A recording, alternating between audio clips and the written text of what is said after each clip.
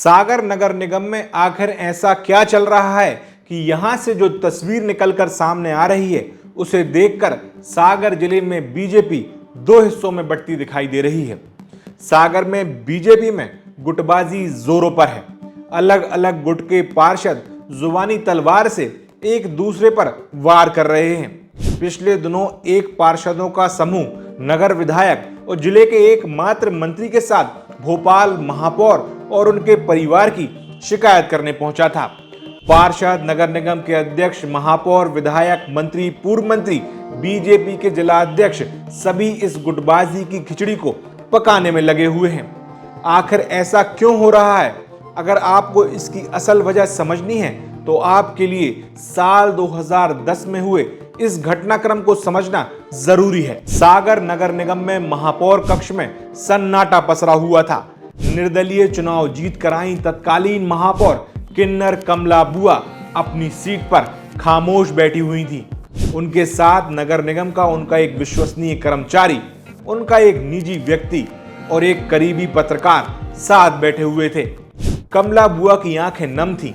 महापौर कक्ष का दरवाजा लगा हुआ था और बाहर खड़े चपरासी को यह आदेश दे दिया गया था कि जब तक कहा ना जाए किसी को अंदर नहीं आने दिया जाए।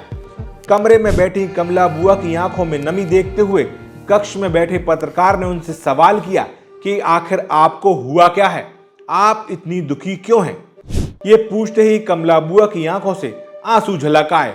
उन्होंने अपनी रोती हुई आवाज में कहा, बेटा, ये नेता मुझे काम करने नहीं दे रहे हैं, मुझे कोर्ट कचहरी और दूसरे विवादों में उलझा रहे हैं। अब मुझ पर दबाव बनाया जा रहा है कि मैं बीजेपी में चली जाऊं। इसके बाद एक बार फिर कमरे में सन्नाटा पसर जाता है। कुछ देर बाद पत्रकार उनसे फिर पूछता है, आपने क्या सोचा है? इस पर कमला बुआ खामोश हो जाती हैं और एक बार फिर कमरे में सन्नाटा पसर जाता है। इस घटनाक्रम के कुछ दिनों बाद कमला बुआ बीजेपी ज्वाइन कर लेती हैं।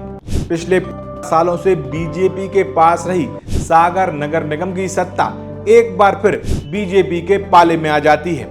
दरअसल साल 2009 के निकाय चुनाव में सागर में ऐतिहासिक जीत हासिल कर कमला बुआ सागर की पहली निर्दलीय और देश की पहली किन्नर महापौर चुनी गई। उन्होंने निर्दलीय पार्षदों के साथ मिलकर MIC भी बनाई और प्रदेश की सत्ता में बैठी बीजेपी को धता बताते हुए निगम चला रही थी।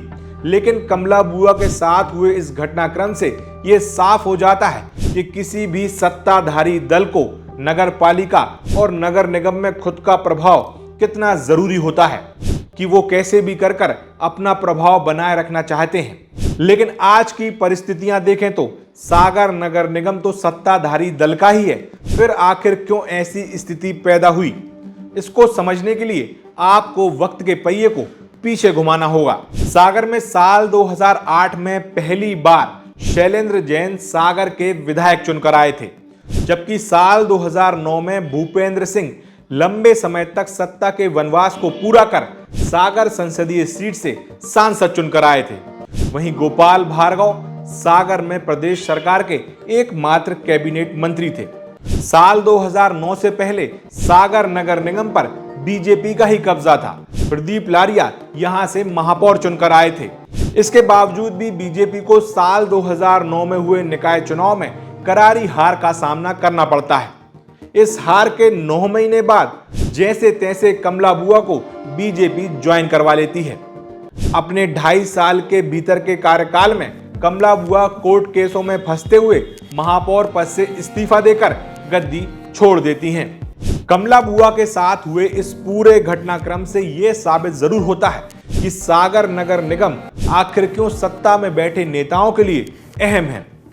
आज 14 साल बाद भी सागर नगर निगम की राजनीति और उस पर होल्ड रखने की नेताओं की रणनीति ठीक वैसी ही दिखाई देती है जैसी पहले हुआ करती थी। सागर नगर निगम में चल रहे वर्तमान घटनाक्रम से यह भी साफ दिखाई दे रहा है कि सत्ता में बैठी बीजेपी कई हिस्सों में बट गई है।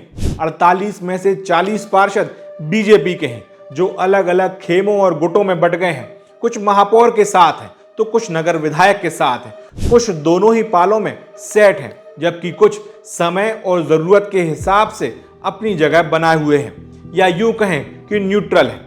लेकिन नगर निगम में जैसे पार्षद एक ही दल में होते हुए अलग अलग खेमों में बटे हुए हैं, ऐसा ही सागर जिले में बीजेपी के नेता और कार्यकर्ता इसी गुटबाजी का शिकार हो गए हैं। वो भी अलग अलग गुटों में बटे हुए हैं, ये भी साफ दिखाई दे रहा है। आज जो नगर निगम की वर्तमान परिस्थिति है, ये कोई नई बात नहीं है। बस नई बात सिर्फ इतनी है कि पार्षदों के कंधों पर बंदूक रखकर लड़ी जा रही इस लड़ाई का असल मकसद कुछ और ही है। ये वो आम महापौर और विधायक के वर्चस्व की लड़ाई नहीं है। ये वो नगर निगम अध्यक्ष और महापौर के बीच होने वाले मनमुटाव की लड़ाई नहीं है। आज के इस वीडियो में आपको ये पूरी कहानी समझाने की कोशिश करते हैं। इसके लिए आपको अतीत के पन्नों को पलटकर आज से करीब 19 साल पहले के हालातों को समझना होगा। साल 2005 में प्रदीप लारिया, जो कि वर्तमान में नरियावली विधानसभा से 4 बार के विधायक हैं, वो पार्षद के बाद महापौर चुनकर आए थे।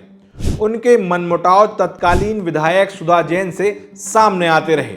दोनों के बीच शीत युद्ध चलता रहा।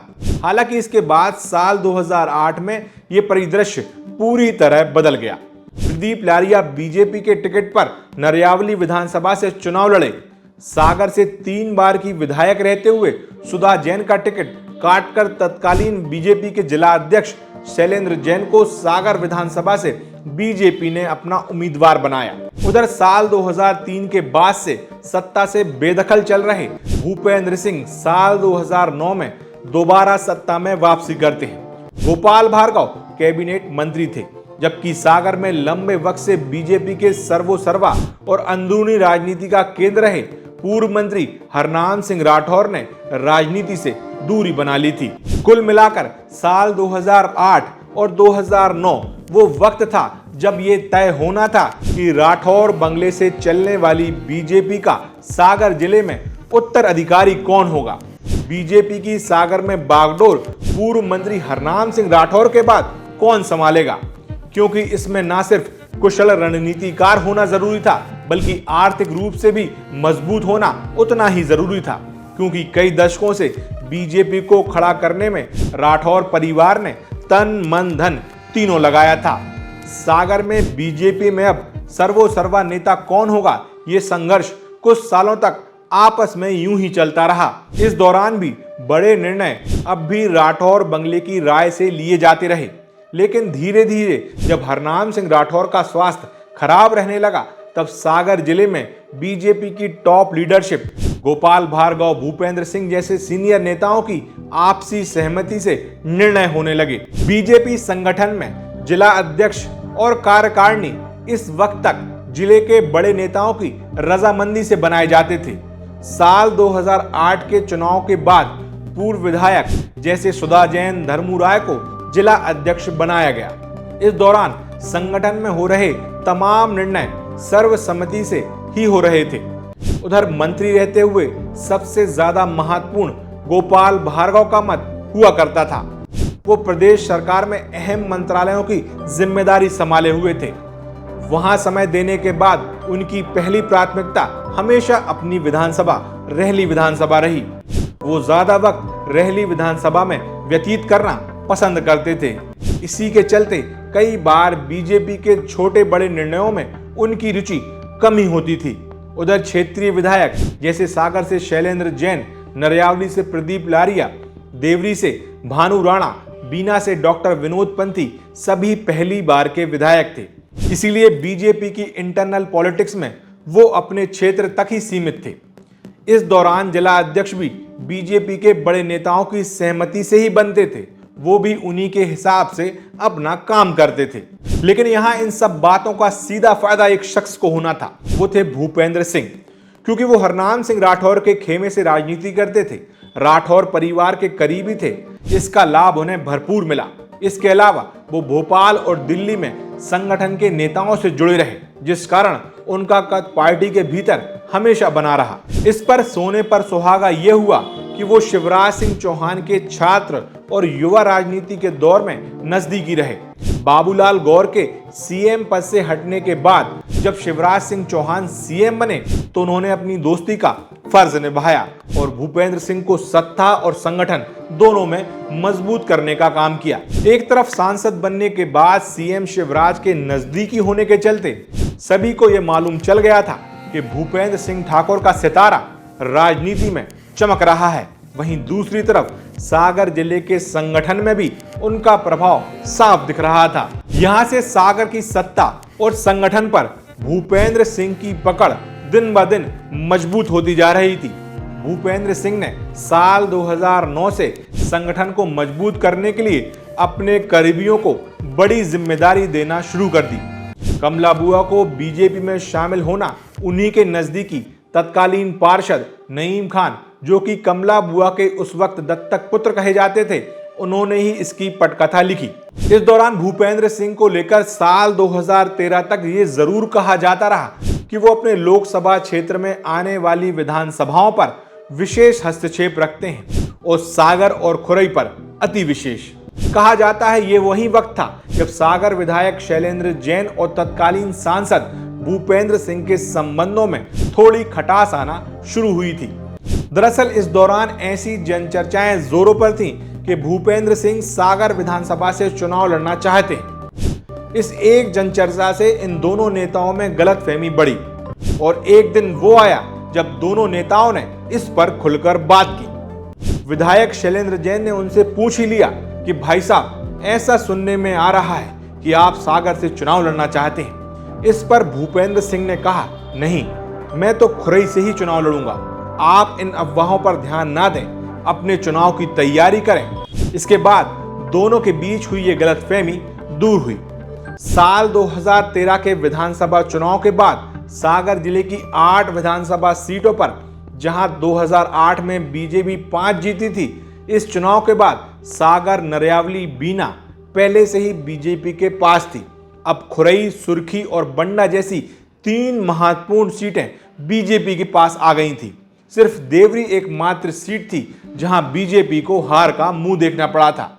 इस चुनाव में भूपेंद्र सिंह ने प्रदेश की राजनीति में पावरफुल कमबैक किया। सागर जिले की बात करें तो साल 2013 के विधानसभा चुनाव में भूपेंद्र सिंह अकेले चुनाव नहीं जीते थे। सांसद रहते हुए उन्होंने बीना विधानसभा से विधायक डॉक्टर विनोद पंथी का विरोध भांप लिया था। एंटी इनकम्बेंसी को देखते हुए महेश राय को टिकट दिलवाया, जबकि सुर्खी से पारुल साहू को गोविंद सिंह राजपूत के सामने मैदान में उतारने का आइडिया भी उन्हीं का था, जिस कारण गोविंद सिंह राजपूत जैसे कद्दावर कांग्रेस नेता को हार का मुंह देखना पड़ा था। कुल मिलाकर बीना, सुर्खी के साथ साथ खुरई विधानसभा सीट पर जीत हासिल कर उन्होंने बता दिया था कि जिले में उनकी अहमियत क्या है। इसके अलावा इस चुनाव में राठौर परिवार की तीसरी पीढ़ी हरवंश सिंह राठौर की चुनावी राजनीति की शुरुआत भी हुई थी। इसके साथ ही सागर जिले को 2 कैबिनेट मंत्री मिले। जहां पहले गोपाल भार्गव सिर्फ एकमात्र मंत्री थे, वहीं अब भूपेंद्र सिंह भी शिवराज कैबिनेट में मंत्री बनाए गए।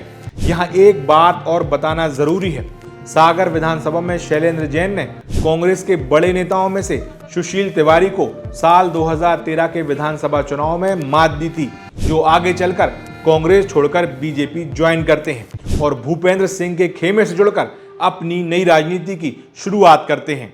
जहां ये सब राजनीति चल रही थी, वहीं इसके साथ साथ 2 अहम चीजें भी सागर की राजनीति में परस्पर चल रही थी।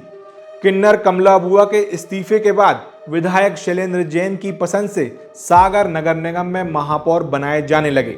सबसे पहले मनोनीत महापौर अनीता अहरवार बनी, जो कि शैलेंद्र जैन की पसंद में से एक थी। इसके बाद उपचुनाव हुए, उसमें भी टिकट विधायक शैलेंद्र जैन की पसंद से पुष्पा शिल्पी को दिया गया, वो भी चुनाव जीती। एक तरफ जहां भूपेंद्र सिंह सत्ता और संगठन में मजबूत हो रहे थे, वहीं शैलेंद्र जैन अपना दमखम दिखाने में पीछे नहीं हटते थे। इस पर से जब लोकसभा चुनाव आए तो सागर सीट से भूपेंद्र सिंह अपने एक करीबी नेता को ये टिकट दिलवाना चाहते थे। उन्होंने इस नेता का नाम आगे बढ़ाया।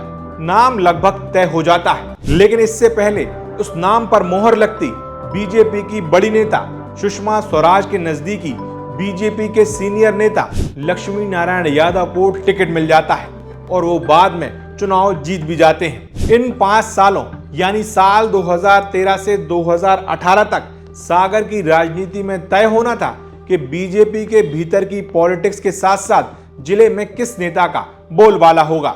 जैसा मैंने पहले बताया कि गोपाल भार्गव बहुत कम ही बीजेपी की इंटरनल पॉलिटिक्स में पड़ते थे, जिसका फायदा भूपेंद्र सिंह ने बाखूबी उठाया। बीजेपी के जिला अध्यक्षों या जिले की अन्य विधानसभाओं की कार्यकारिणी रहली छोड़कर सुर्खी, खुरई, देवरी, सागर, नरियावली, बीना में लगभग सभी फैसलों में उनका दखल होता था। सांसद बनने के बाद से ही पार्टी के तमाम बड़े नेताओं से लेकर जिले में होने वाली सभी गतिविधियों में उनकी महत्वपूर्ण सहभागिता होती थी। प्रत्येक पार्टी के कार्यक्रम में तन, मन, धन तीनों का सहयोग और व्यवस्था करना उनके हाथों में रहा।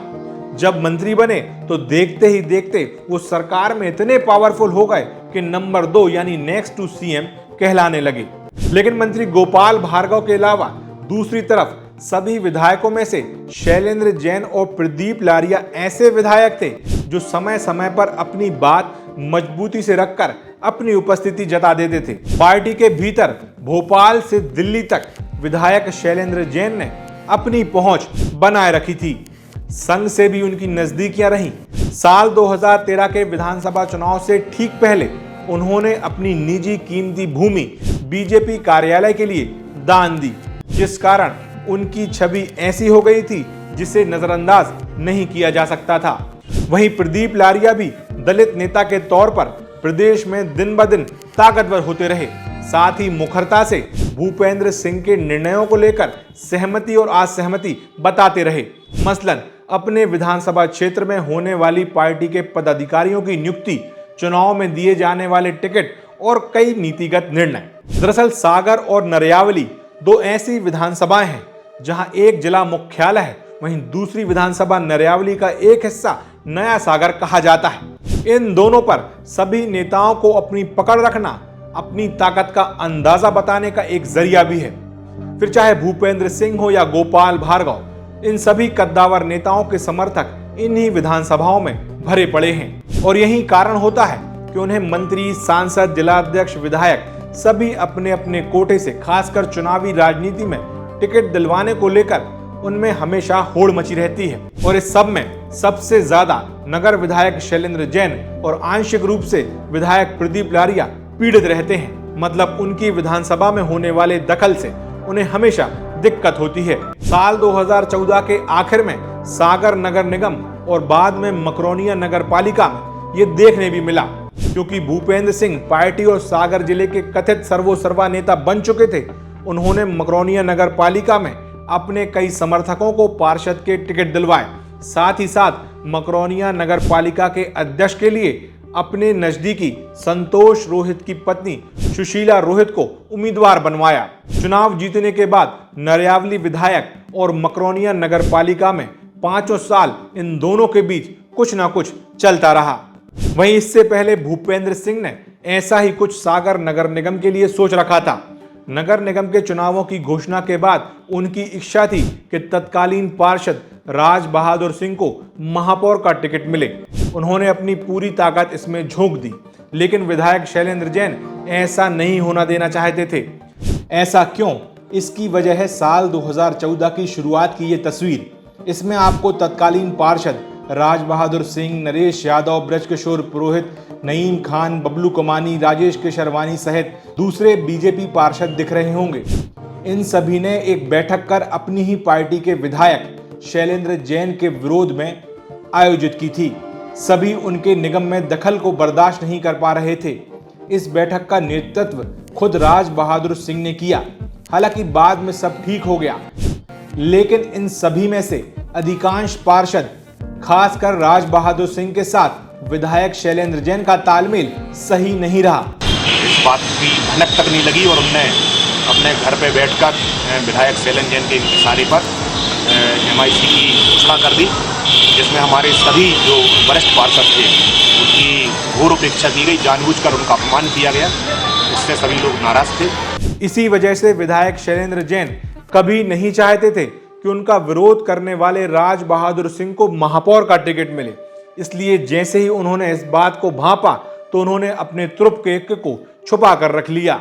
और जब उनके एक के बाद एक समर्थकों के नाम दावेदारी के लिए कुछ ना कुछ कमी के चलते काटे जा रहे थे, तभी उन्होंने शहर के एक नामी इंजीनियर का नाम आगे बढ़ाया, जिसकी कार्य कुशलता पर कोई उंगली नहीं उठा सका। और एकदम अंतिम क्षणों में इंजीनियर अभय दरे को बीजेपी ने अपना उम्मीदवार बनाया, जबकि भूपेंद्र सिंह राज बहादुर सिंह को निगम अध्यक्ष की सीट पर बैठाने में कामयाब हुए। महापौर अभय दरे के इस कार्यकाल में सबसे ज्यादा विवाद देखने को मिले। शुरुआत में महापौर अभय दरे और निगम अध्यक्ष के बीच मनमुटाव देखे गए, जो 5 साल बने रहे। इसके बाद महापौर खुद कई आरोपों में घिरे। फिर खबरें आई कि अब उनको राजनीति में लाने वाले विधायक शैलेंद्र जैन के साथ उनकी पटरी नहीं बैठ रही है। उन्होंने विधायक शैलेंद्र जैन का साथ छोड़कर पहले खुद का खेमा बनाने की नाकाम कोशिश की, लेकिन इसके बाद जब बात नहीं बनी तो कुछ वक्त के लिए वो भूपेंद्र सिंह या एंटी शैलेंद्र जैन नेताओं के खेमे में गए।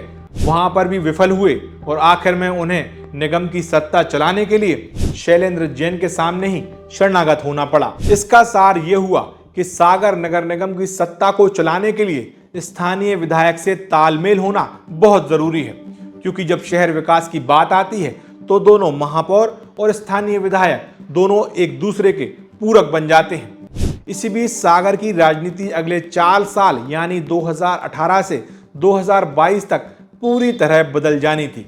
साल 2018 के विधानसभा चुनाव हुए, कांग्रेस की सरकार आई, सागर जिले में बीजेपी 5 पर और कांग्रेस 3 सीटों पर चुनाव जीती। सागर को एक बार फिर कमलनाथ सरकार में 2 कैबिनेट मंत्री मिले, लेकिन महज 18 महीनों में कमलनाथ सरकार गिर गई। सागर जिले के कांग्रेस के बड़े नेता गोविंद सिंह राजपूत लाव लश्कर के साथ बीजेपी में चले गए। शिवराज फिर मुख्यमंत्री बने। उपचुनाव हुए, गोविंद सिंह राजपूत को टिकट मिला। बीजेपी के टिकट पर गोविंद सिंह राजपूत ने सुर्खी में जीत दर्ज की। लेकिन इस तख्ता पलट के बाद सागर जिले में बीजेपी के भीतर एक नई राजनीति ने जन्म लिया। सागर में तो बीजेपी के कई पावर सेंटर बन गए। कहीं कांग्रेस से बीजेपी में आए नेता बीजेपी के पुराने नेताओं पर हावी दिखे, तो कहीं बीजेपी का मूल कार्यकर्ता हताश दिखा, तो कहीं कांग्रेस से बीजेपी में आने के बाद कुछ नेताओं को पर्याप्त सम्मान नहीं मिल पाने के कारण उन्हें वापसी करनी पड़ी, तो कई बीजेपी में ही डटे रहे। वहीं दूसरी तरफ शिवराज कैबिनेट में सागर से 3 मंत्री बनते हैं। तीनों की महत्वाकांक्षा सागर जिले में कम से कम नंबर 1 रहने की तो होती ही है। यहां तत्कालीन मंत्री गोपाल भार्गव कुछ वक्त के लिए जरूर इस दौड़ में एक्टिव दिखाई देते रहे, लेकिन बाद में फिर वो अपने क्षेत्र में ज्यादा रुचि दिखाने लगे। जबकि गोविंद सिंह राजपूत बीजेपी में नए थे, तो ये समय उनका खुद को नए पार्टी में एडजस्ट करने में लगता रहा।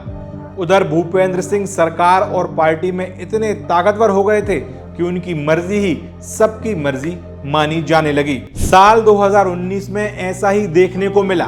उन्होंने तत्कालीन पार्षद नगर निगम के अध्यक्ष रहते हुए राज बहादुर सिंह, जो कि उनके सबसे ज्यादा विश्वसनीय थे, वो भले ही साल 2014 में उन्हें महापौर नहीं बना पाए थे, लेकिन इस लोकसभा चुनाव में उन्होंने राज बहादुर सिंह को दिल्ली तक पहुंचाया, यानी लोकसभा चुनाव में बीजेपी का टिकट दिलवाया और जीत भी सुनिश्चित कराई। साल 2018 से 2023 तक भूपेंद्र सिंह ही सत्ता और संगठन का केंद्र है। इसके साथ ही जब साल 2022 में निकाय चुनाव का बिगुल बजा, तो सागर नगर निगम इस बार महापौर पद के लिए महिला सामान्य के लिए आरक्षित होती है। 2 दर्जन से भी ज्यादा दावेदार इसमें अपनी दावेदारी कर रहे थे, जिनमें तत्कालीन मंत्री गोपाल भार्गव, भूपेंद्र सिंह, गोविंद सिंह राजपूत, विधायक शैलेंद्र जैन के खेमों से अलग अलग दावेदार अपनी दावेदारी पेश कर रहे थे। इस दौरान सभी को लग रहा था कि इस बार भी विधायक शैलेंद्र जैन अपने पसंदीदा नेता को टिकट दिलवाने में कामयाब हो जाएंगे। लेकिन इसी बीच कांग्रेस ने एक बड़ा खेल खेला। उन्होंने उनके सगे छोटे भाई की पत्नी निधि जैन को अपना उम्मीदवार पहले ही घोषित कर दिया। इसके बाद उनके ऊपर यानी विधायक शैलेंद्र जैन के ऊपर संदेह की सुई रख दी गई और ये फैसला अब उनके हाथों से छिन गया कि सागर के महापौर पद के लिए कौन उम्मीदवार होगा। इसके बाद राजनीति ने एक और करवट ली। विधायक शैलेंद्र जैन के सबसे बड़े विरोधी रहे तत्कालीन मंत्री भूपेंद्र सिंह के निकटतम, उनके ही मार्फत कांग्रेस से बीजेपी में आए सुशील तिवारी की पत्नी संगीता तिवारी को बीजेपी ने सागर महापौर पद का उम्मीदवार बनाया। इससे शैलेंद्र जैन को धक्का लगता है।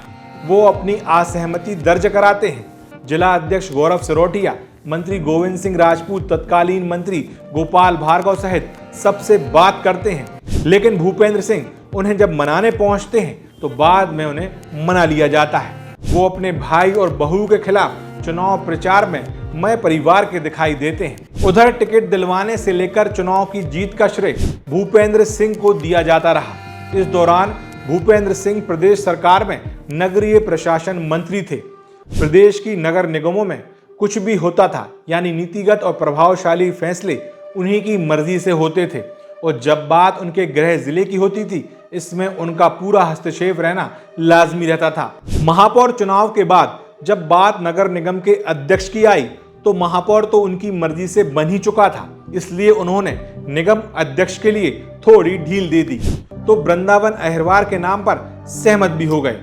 हालांकि ऐसा कहा जाता है कि भूपेंद्र सिंह अगर वृंदावन अहिरवार के नाम पर आज सहमति जताते तो नगर निगम अध्यक्ष कोई और भी बन सकता था। वहीं विधायक शैलेंद्र जैन को उनके सबसे बड़े विरोधी रहे सुशील तिवारी को उन्हीं की विधानसभा में उन्हीं के बराबर लाकर खड़ा कर देना बिल्कुल रास नहीं आया। उन्होंने इसे राजनीति में अपने प्रति गहरा आघात माना। ये वो तीसरा वक्त था जब उनके और तत्कालीन मंत्री भूपेंद्र सिंह के बीच पनप रही अंदरूनी करवाहट और बढ़ गई। महापौर चुनाव में बीजेपी की जीत के बाद जिस बात का शैलेंद्र जैन को डर था, ठीक वैसा ही हुआ। वो एक तरह से साइडलाइन कर दिए गए। विधानसभा चुनाव तक भूपेंद्र सिंह के खेमे के लोगों ने उनको नजरअंदाज करना शुरू कर दिया। सुशील तिवारी और शैलेंद्र जैन के रिश्ते पहले ही खराब थे, महापौर चुनाव के बाद और ये खुलकर दिखाई देने लगे। जैसे जैसे विधानसभा चुनाव नजदीक आ रहे थे, ये तल्खियां और बढ़ती जा रही थी। साल 2023 में विधानसभा चुनाव से ठीक पहले एक बार फिर इन दोनों नेताओं के बीच करवाहट तब बढ़ी जब भूपेंद्र सिंह के खेमे से कांग्रेस से बीजेपी में आए नेता नेवी जैन, बीजेपी नेता अनिल जैन नैनधरा, सुखदेव मिश्रा, राम अवतार पांडे, नवीन भट्ट और पत्नी के महापौर होते हुए भी सुशील तिवारी जैसे नेताओं ने खुलकर दावेदारी की, जिसको विधायक शैलेंद्र जैन ने दिल पर ले लिया। लेकिन बावजूद इसके पार्टी ने शैलेंद्र जैन को ही अपना उम्मीदवार बनाया। उधर चुनाव हुए, शैलेंद्र जैन विधायक बने, लेकिन यहाँ राजनीति ने एक बार और पलटी मारी। अब की बार भूपेंद्र सिंह मंत्री नहीं बने और यहाँ से शैलेंद्र जैन के मंत्री बनाए जाने की मांग तेजी से बढ़ती गई। लोकसभा चुनाव आते आते ये भी दिखने लगा कि भूपेंद्र सिंह अभी पावर से बाहर है। उनके विरोधियों ने उन्हें जिले के निर्णयों से दूर रखने के प्रयास और उनकी आलाकमान से शिकवा शिकायतें जारी रखीं। इसके बाद जब साल 2024 का लोकसभा चुनाव आया, तब भूपेंद्र सिंह जहां पिछली बार उन्होंने अपने पसंदीदा नेता राज बहादुर सिंह को उम्मीदवार बनवाया था, इस बार उनकी पसंद के मायने ही नहीं रहे। हालांकि लता वानखेड़े जैसी न्यूट्रल नेता को बीजेपी ने अपना उम्मीदवार बनाया, जिनकी राजनीति की शुरुआत गोपाल भार्गव के गुट से रही, लेकिन धीरे धीरे उन्होंने अपनी पहचान खुद स्थापित की। लोकसभा चुनाव हुए, सागर नगर निगम महापौर और सागर विधायक दोनों ने अलग अलग चुनावी कैंपेन चला। लता वानखेड़े का दोनों ने अलग अलग प्रचार किया। इस दौरान भी दोनों के बीच मनमुटाव जग जाहिर हुए। जहां साल 2023 तक भूपेंद्र सिंह को उनकी राजनीति को लेकर लोग मैनेजमेंट गुरु, कुशल राजनीतिक प्रबंधक जैसे टाइटल से नवाजते थे, लेकिन साल 2024 के लोकसभा चुनाव में ये सभी टाइटल मंत्री गोविंद सिंह राजपूत के हाथों में जाने वाले थे। गोविंद सिंह राजपूत ने सागर लोकसभा चुनाव में अपने मैनेजमेंट के बलबूते बीना की एकमात्र कांग्रेस विधायक निर्मला सप्रे को कांग्रेस छोड़कर बीजेपी ज्वाइन करवाई। पीएम मोदी की सभा के साथ साथ पूरे चुनावी मैनेजमेंट को अपने हाथों में लिया। नतीजा ये हुआ कि लता वानखेड़े ने अब तक की सबसे बड़ी जीत सागर लोकसभा सीट से हासिल की। जहां ये सब सागर की राजनीति में चल ही रहा था, वहीं दुश्मन का दुश्मन दोस्त, पुराना दुश्मन और नए दोस्त जैसे जुमले राजनीति में गड़े जा रहे थे। बीजेपी में धीरे धीरे एक खेमा और तैयार हो रहा था, जिसे एंटी भूपेंद्र सिंह ठाकुर का खेमा कहा जाने लगा। मंत्री गोविंद सिंह राजपूत पहले से ही भूपेंद्र सिंह के साथ अपनी पटरी नहीं बैठा पाते थे। उस पर से विधायक शैलेंद्र जैन के मनमुटाव अपने राजनीतिक विरोधी रहे सुशील तिवारी से जारी हैं। वो भूपेंद्र सिंह के खेमे से हैं, इसलिए विधायक शैलेंद्र जैन उनसे नाराज चल रहे हैं।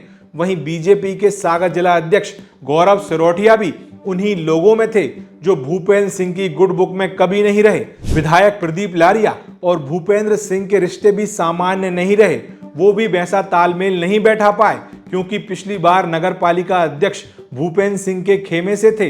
इस कारण से दोनों के बीच मनमुटाव बने रहे। वहीं महापौर संगीता तिवारी के प्रतिनिधि के रूप में निगम में हस्तक्षेप रखने वाले उनके पति सुशील तिवारी और निगम अध्यक्ष वृंदावन अहिरवार के बीच मतभेद बढ़ते चले गए।